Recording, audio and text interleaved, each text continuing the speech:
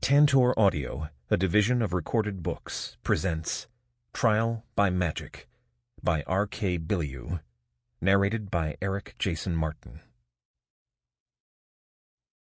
Chapter 1. So, I nudged Chief Arnold with my elbow. Tim's still here, and he has a friend. You came to us for help, remember, Hudson? Arnold responded. I'm not taking any crap from you. Right, I said. I guess I'll start at the top. He nodded. That would be appreciated. When we first left, we followed my hunch through the forest. That place was a beast, like a humongous dead beast. It went on and on and on, nothing to eat, nothing to even see. Trees and dirt, dirt and trees, an exposed root here or there to switch things up, but otherwise— Hudson, Arnold interrupted. I can appreciate your knack for storytelling, but I think we need to speed it up. Maybe get to the part where you pissed off Cora and she went after these poor kids and their parents. I side-eyed him. Well, that's not exactly how it happened. After 4 days in the forest, we eventually found a village. It was crazy. They had houses and shops, farms and a blacksmith, even a bar. They wouldn't let us in, though. Not until we completed their quest. We were nearly naked. You were, Madison interjected. I raised an eyebrow at her. This is going to take forever if you keep interrupting. It was already taking forever the way you were telling it, she said with a smile. Could someone please finish telling me? Arnold said, crossing his arms. Okay, I continued. There we were, starving and exhausted. We didn't really have a choice but to complete this quest. The villagers gave us what we needed and sent us back to the woods. It ended up being this weird dungeon with a bunch of puzzles and slime monsters. When we finally defeated it— Wait, Madison chipped in. Don't forget about Carl. She spit his name out like it actually tasted bad in her mouth. Oh, right. We met some other guy there, Carl, who crawled the dungeon with us but screwed us over in the end. Anyway, when we came out, there was this massive pool of silvery water stuff. It looked like liquid mercury. We learned it was a mana node, and our HP and expendables regenerated at 1,000%. The system asked if we wanted to claim it, but we figured it was what the town wanted, so we left and went back to tell them. That's when we learned they had these kids they were desperate to protect. They were born in-game, and nobody has any idea what happens if they die. What? Arnold asked, his eyes wide. Yup. Anyway, Kai and the town security guy, Graham— I pointed at Graham, who nodded his head at Arnold— took the mayor to find the node, but it said they couldn't claim it unless the entire town was there, so we packed everyone up and headed out the next day. This guy, Ryan here— I pointed to him, who also nodded at Arnold— was kind of leading the way. He was the scout for the village and familiar with the forest. Then his face melted off. He was Ryan 1 second and Cora the next. Wait, are you telling me Cora can shapeshift? Beads of sweat had formed on the chief's forehead. It was a lot to take in, and Cora, being a recent ex-lover, couldn't have made it any easier. Poor guy. Yup. Before anyone could do anything, she claimed the node. That's when all chaos, I guess, broke loose. What happened? He asked, his mouth turned down and his eyebrows shoved together. The silvery water turned into a staticky black ball of energy. It moved up into the air like an angry cloud, leashing everyone to itself. Except the children. For some reason, they weren't harmed. It was awful, Chief. The screams of the poor villagers as their bodies mutated, while Cora laughed. Chief Arnold physically flinched. I'm sorry, man. She's gone absolutely nuts. Turns out she became a vassal for the Archon of Chaos. I had the displeasure of meeting him once. He's no fun. Anyhow, all the villagers turned into gremlins. I shoved my thumb towards them, which Cora could zap with some crazy chaos energy and make more gremlins out of. She had about 30 of them at one point. Ryan and I did our best to hold them off, while Kai, Madison, and Graham took the kids and ran. She's powerful now. Between her chaos bolt and her gremlin army, she's going to be hard to stop. How did you get away? he asked, his face as pale as Tim's zombies. Painfully, I said. He looked at me like a teacher does at a student who failed a test. When I talked to the Archon of Chaos, he had to give me a power, since I had been in the Mana node, which, thanks to Cora, is now a Chaos node. You aligned with him? Chief Arnold spat, his cheeks flushing. Whoa! I held up my hands placatingly. No, it's just a thing, a game rule. He asked me to take over Cora's position, but I turned him down. I don't want anything to do with that insanity. None of us should. His face softened a little, but he still looked annoyed. I couldn't decide if it was the situation or me that was annoying him. Back to how you stopped her. I figured she would come back to the village, and I was right. The power I got from the Archon of Chaos let me attach it to my other abilities. I would summon a creature or cast a spell, and depending on how much of my expendables I added, something majorly chaotic would happen to it. I finally— Wait, what? He asked. If I added like 50 expendable points, something crazy would happen, but if I added 100, then something even— No, go back. You said you cast spells now. Ooh, I forgot that little tidbit. Oops. Before Cora claimed the node, it gave us magic. You have magic? His jaw dropped open. I cast a mana orb and held it in front of him for a few seconds before throwing it as hard as I could and watching it explode in the grass. His eyes were enormous. I won't lie, it was fun to show off. We can teach you, Madison added. We can teach everyone in the tribe. She too cast a mana orb and stretched it into a shield in front of her. Arnold's face lit up like a kid in a candy shop. Okay, we'll come back to that. But Cora, where is she now? Well, I reflected one of her chaos bolts and it disintegrated her into ashes. I imagine she respawned somewhere in the forest. Will she follow you here? I swallowed hard. I mean, she doesn't know we were coming here, but I can't imagine it'll take her long to figure it out. Tim made it up to us with his zombie in tow, and we all stood a little straighter and more guarded. I guess we were a little on edge, or maybe brutally dying at the hand of those things over and over left a little mental scarring. Hey, Tim, I said cheerfully. Hey, Tim, zombie. The zombie stayed behind him by a couple feet and didn't wave. It wasn't someone I recognized. It could have been because I didn't know them, or maybe because this poor zombie was so broken down I couldn't even tell if it was a girl or guy. Hey, Tim said, a man of many words. How's it going? I asked. Good. I see you didn't reincarnate. Nope. And you have another zombie? Yep. He kept eye contact with me during the awkward silence that ensued. This guy was so strange. So, I said, searching for something, anything to say, and wondering why no one was rescuing me from this painful encounter. Tell me all about the tribe, Madison, my hero, chirped. I can't wait for a tour. Yes, the chief said, we truly have come a long way, and in no short thanks to you guys, he added. Attunement has been night and day in our tribe. We can hunt and gather resources without being attacked. Probably helps that when people do die, they can come back instead of being stuck in a death trap, I said. Madison gave me the stink eye. What, too soon? I don't use zombies against players anymore, Hudson, Tim said seriously. Chief Arnold agreed to let me have them if I followed his rules. And I do. Seems fair enough. I have to hear about this, though. How did you get another one? Who is it? And just like that, Tim opened up. Well, corpses still turn into zombies if people aren't attuned. That hasn't changed. We've had some new players upload since you guys left, and some of them died before we could get them attuned. That's how I got this guy here. He pointed to the dead guy behind him. But besides that, there are still a few of them around from before. We run into them now and then. I see. So, what convinced Arnold to let you keep him?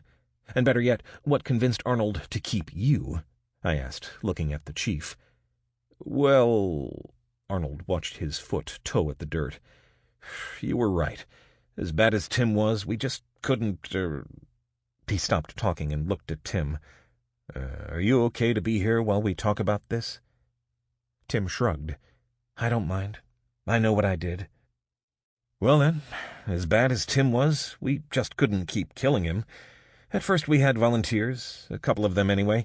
After the third kill, we started drawing lots. By the sixth time or so, no one wanted to do it anymore. We were tired of manning the respawn points, and it just didn't feel right. So we offered to let him join the tribe again and be part of the team instead of against us. Oh, yeah? I said, smiling widely. And how are you doing with that, Tim? It's okay, he said. I mean, it's kind of nice getting to be with everyone and having real company. I wish I could play the game a little more, but I guess that will happen someday. Maybe sooner than you think, I said. Cora could show up. Cora? Tim's face moved through emotions like a flipbook. Anger, sadness, lust. She's alive? She's coming here? I mentally slapped myself. I probably could have been a little more gentle. But come on, how was I supposed to keep track of all Cora's lovers? Sorry, man. I spaced that. Well, anyway. She aligned with this chaos god thing and is pretty evil. She has an insane manipulation skill that you have to be careful of. She nearly got me, and I hate the lady. Oh, yeah? Madison asked, smiling, but definitely not joking. Oh, yeah, I repeated. She tried to seduce me, but she failed. I mean, who wouldn't want all this?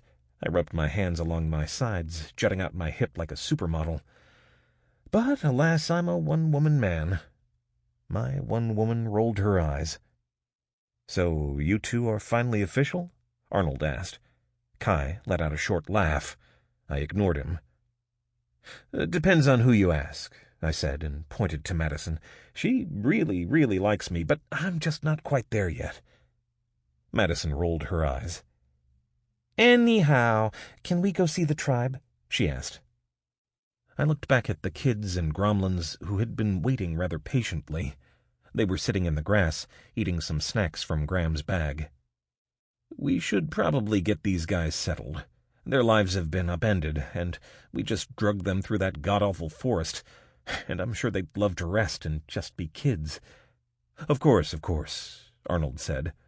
Are you sure those gromlins, did you call them? I nodded. Are you sure they won't cause any issues? Positive, I said. They are still players. I know it's hard to imagine, and they seem to have lost much in the way of communication, but they are still people that have been uploaded to PrimeVerse inside those creepy little gromlin suits. Well then, he said, speaking loudly. Everyone, welcome to the Ascendants. We will have to put you up in the cave for now until we can build more teepees. We'll get some food on the fire and start working on some more bedrolls.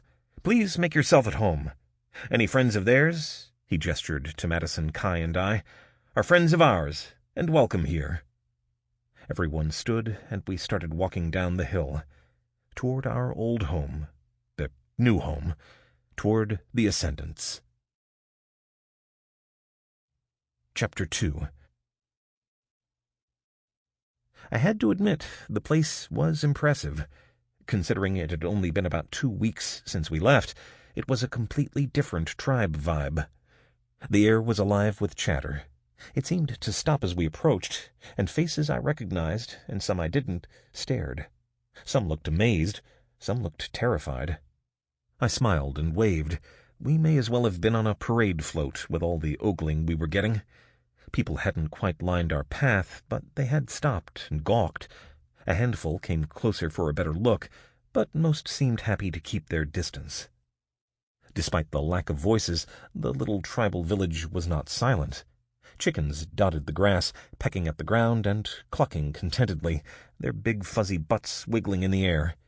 Directly in the middle of everything was a significant fire pit, crackling loudly with large flames lapping at the sky.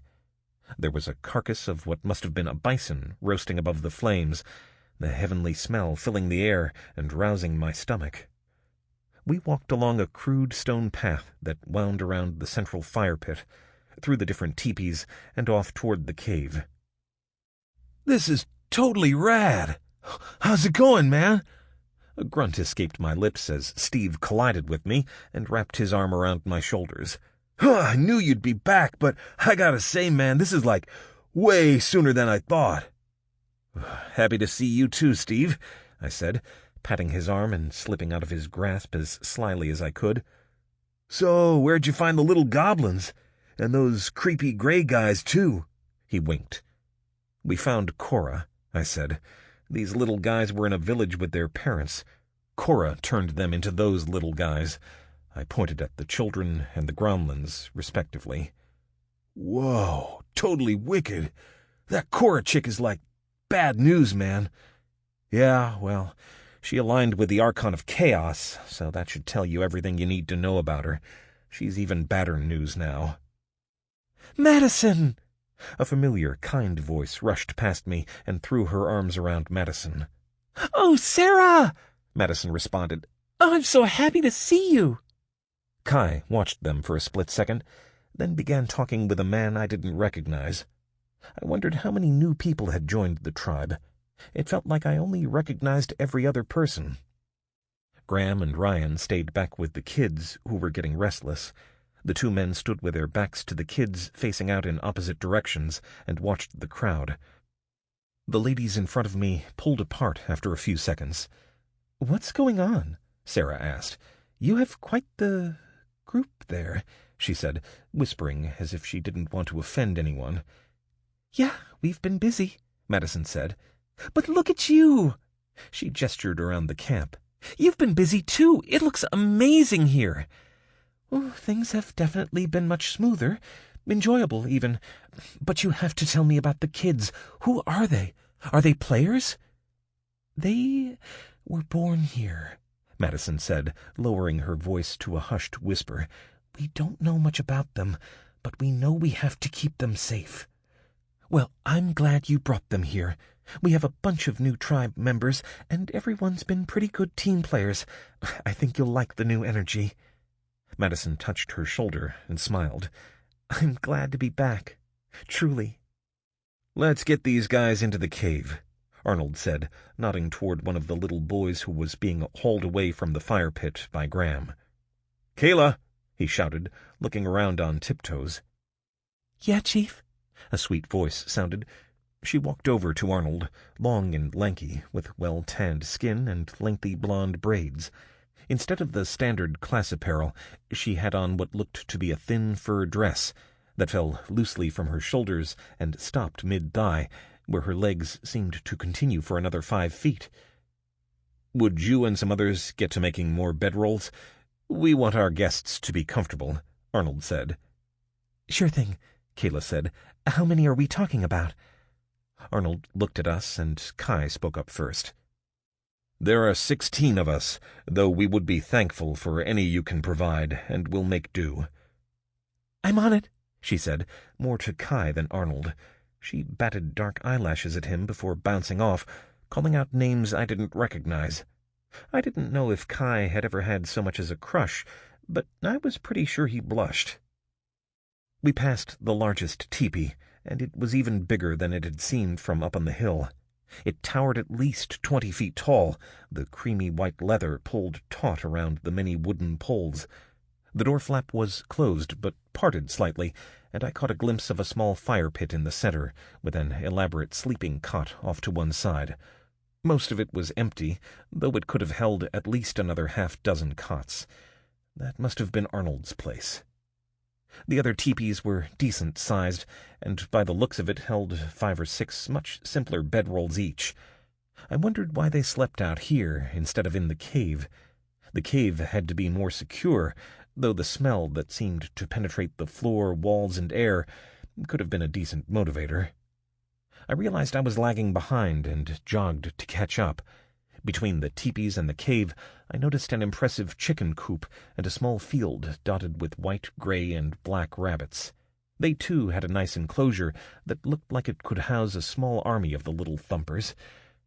On the other side of the path was a crudely fenced area, with a line of a dozen or more decent-looking spears and a handful of what looked like clubs.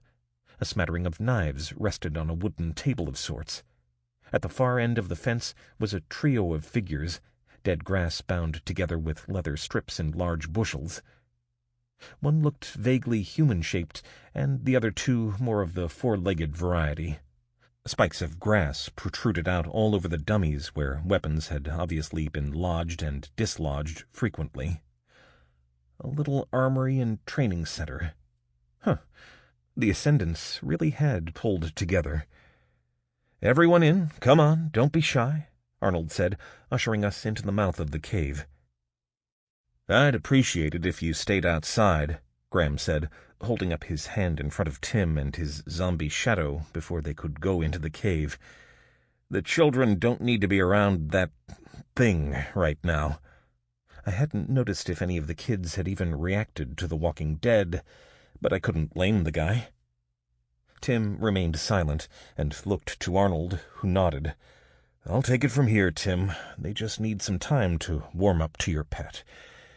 We'll talk soon." Tim fell back without issue, and Arnold led us through the cave and around the fire pit in the belly of the hollow. "Let's cut to the chase. What do we need for these children? Do they require anything special?" "They're just normal kids," Madison answered, "completely typical in every way. Well, except for the whole living in a game world thing. But otherwise regular old kids." Well, I am interested in learning more about them. But for now, why don't we let them run around in here? Does someone want to stand guard at the cave entrance?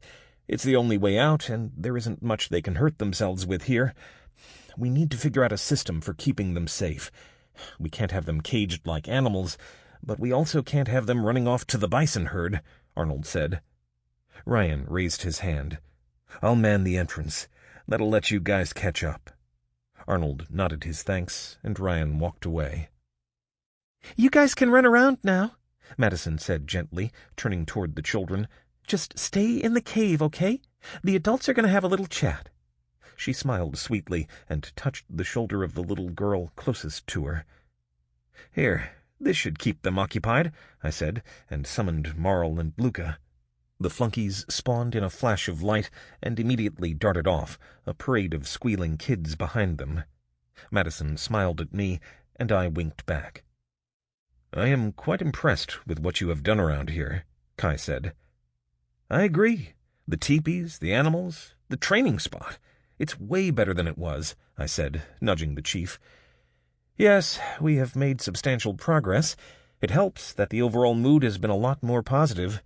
People are excited to see the strides we're making and are willing to work. Everyone seems to get along well and enjoy their jobs." "How did you get everything? The teepees, the animals?" Madison asked. "Well, since you left, we've had a handful of new people join the tribe.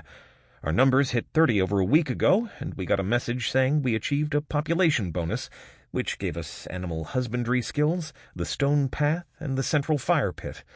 That requires no resources and no tending, and is always lit. That alone has been quite the game-changer. We also chose a tribal path." "Awesome," I said, truly pleased for my friend. "What did you choose?" "We were offered the choice of 2 paths. Nomadic, that would have given our hunters skills to hunt and attack, and given the tribe an overall movement buff as part of the tribal bonus, or settled, which granted our gatherers animal husbandry and animal handling skills, and gave us the roads and the fire," Arnold said. "We picked that because we figured we were done being attacked." "It is a good choice still," Kai said. "We have skills that can help with combat, but having skills to help with growth, and especially skills that are hard to learn on their own, will be more valuable." Arnold looked at his old friend, then sighed and gave a nod. "Yes, you are right. I suppose conflict was going to come no matter what. But this brings me to another point. I have to ask, and I'm sure it's complicated, but you said these children were born in-game?" Arnold asked. "They were," Madison said, "and quickly. Pregnancy only lasted a month. Once they were born, they aged around a year for every month that passed. Only about a month ago, they seemed to stop aging as quickly. The villagers think it has something to do with the game going live." Arnold smiled hugely. He was a serious man who did not take his job lightly, but something excited him, and his face couldn't hide it. "This is good news. Good news," he said, pacing as he spoke. "Why?" I asked. "Well, you see, these tribal upgrades make all the difference. Our next upgrade comes at 50 members. It's been days since we've gotten a new upload, and I wasn't sure how we would get that high, let alone higher. As it stands now, we're only at 38. "Okay," I said, not quite following him. "Well, if we can have children, they can become tribe members and boost our numbers. Who knows what we'll be able to get? And with a single month-long gestation—" He trailed off, still pacing. I shook my head. Madison looked at me funny, and I had to cover my mouth to stifle a laugh. His reaction didn't surprise me. He loved leading the tribe, and everything in me believed he wanted what was best for it. I just hoped that didn't include breeding people. "I have to ask," I said, changing the subject, "why does everyone sleep in the teepees? What was wrong with the cave?" "It's simple, really," he said, joining our little group again. "The teepees are considered domiciles. When a tribe member sleeps in an approved domicile, they get bonuses. Right now it's plus 5% to gathering and crafting. The cave didn't count, so everyone sleeps in a teepee. They take a while to create, so we're all pretty jammed in right now." "Do you stay in the big one?" I asked. "Yes." "Didn't seem too crowded to me." I winked. "Well, yes, I do have my own, but it's the chief's tent, and I get special bonuses for having it. It's also where I access the tribe's menu." "I'm just messing with you, Chief," I said. As if annoyed with our playful banter, Kai spoke up. "Arnold, what are the next steps? What can we do to help the tribe?" "Besides making babies," I mumbled, low enough for only Madison to hear. A laugh escaped her mouth like a cough, and she slapped her palm to her face to mute it. "Ah, yes," the chief said, his mouth forming a hard line. "First things first, we need a town meeting to fill everyone in. After that, well, it's my guess that we should start preparing for Cora." Chapter 3. We gathered around the central fire pit, which burned warm and bright. Night had settled in, and as usual, the sky was bursting with bright stars. Ryan and the Gremlin parents had stayed in the cave with the children, and everyone else had filtered into the area. I assumed Chief Arnold had sent out some kind of tribal message, because no announcement had been made, and yet the entire tribe had turned out. "Thanks for joining us," the chief spoke from his position on top of a stone. His voice was significantly louder than normal, magnified as if he were holding a megaphone, except he wasn't. "I'm sure you'll have some questions, and before we open it up to them, and we will, I want to go over a few things and fill you all in." A light murmur rolled over the crowd. Arnold had said they had 38 members, and while I hadn't done a head count, it seemed like all of them were here. It was a decent-sized group of people. As soon as he began talking again, silence rolled out like a fog over them. "Many of you remember Hudson, Madison, and Kai." He gestured in our direction, and 30-some-odd heads snapped toward us. I held up my hand in an awkward hello. "They were part of the Ascendants a couple weeks ago. They were valuable beyond measure to the success of our tribe, and one reason we are where we are today. Unfortunately, we had a bit of a falling out over some judicial proceedings, and they felt it was in their best interest to seek other adventures in this world." I looked at Tim, who was paying adamant attention. I couldn't tell if he even knew the chief was talking about him. "Before they left, we had been battling an enemy. This enemy was as beautiful as she was cunning," Arnold said, and I almost gagged. He continued, "If it weren't for Hudson, she would have taken over our tribe and annihilated us. Even I myself fell for Cora's traps and couldn't see through her disguise." He explained the troubles the tribe had had with Cora, I assume for the people who weren't there. I noticed he mostly glossed over his relationship with her. The crowd remained silent, eyes fixated on Chief Arnold. "They may have left on their own terms, but they knew when they needed help, we would be here for them. On behalf of the tribe, I have already welcomed them to stay. I am more than willing to address any concerns. Sample complete. Ready to continue?